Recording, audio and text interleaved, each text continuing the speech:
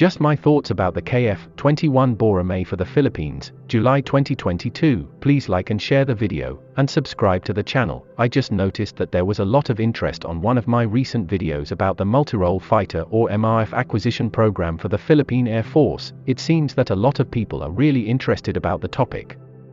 Because of that, I thought I would just collect my thoughts about it on a video, particularly with some of the aircraft that are being considered or offered to the program. But just a disclaimer, these are just my opinions based on the facts that I am able to gather on my own at the time that this video is made. I won't be discussing too much the performance or capability of each aircraft. I will just discuss here more on their availability, possible restrictions, and price. I will be putting links in the description showing where I got some of the information that I used on this video. The Philippine Air Force reiterated recently that their choices has been narrowed down already to between the JAS-39 Gripen and the F-16V Viper aircraft. I do plan to give my thoughts about those two also, but until any contract is signed I thought it would still be worthwhile to discuss other aircraft being offered right now. The first aircraft I would like to tackle is the KF-21 Boracay by South Korea. It is being offered to the Philippines as revealed during its unveiling a couple of years ago.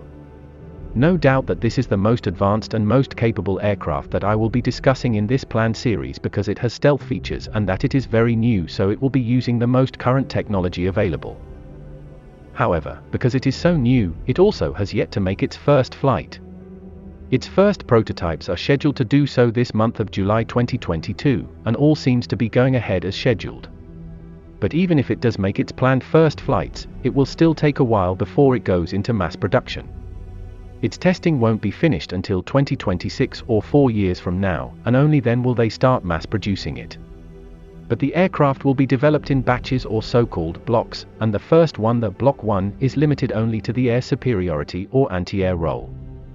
That won't fit into the Philippine Air Force's requirement of an aircraft with multi-role capability. The next Block 2 will be the multi-role version, which I assume means it will have both air-to-ground and anti-ship missile capability, but it won't start production until 2029. By that time some of the KF-21 aircraft have already entered service with South Korea, and I assume that we could already order the Block 2 then, so allowing 2 years for the manufacture of the aircraft, then we won't start seeing the first aircraft delivered until around 2031. From now to 2031 is a long time away. At 9 years, I am not sure if we want to wait that long to get our multirole fighter. In terms of political and technical restrictions, I don't expect South Korea to give us a lot of that, since the other defense items that they have sold to us thus far doesn't seem to have that. It is unlikely they will give us access to the source code of the aircraft. This is standard for most manufacturers, and since it is so new, some parts of it like the engines are made by the United States. So the Americans could have some influence in terms of restricting the aircraft in the future if they want to. In terms of price, the Republic of Korea Air Force is reportedly buying the Boracay at only $60 million per aircraft, but I assume this is for the Block 1 version.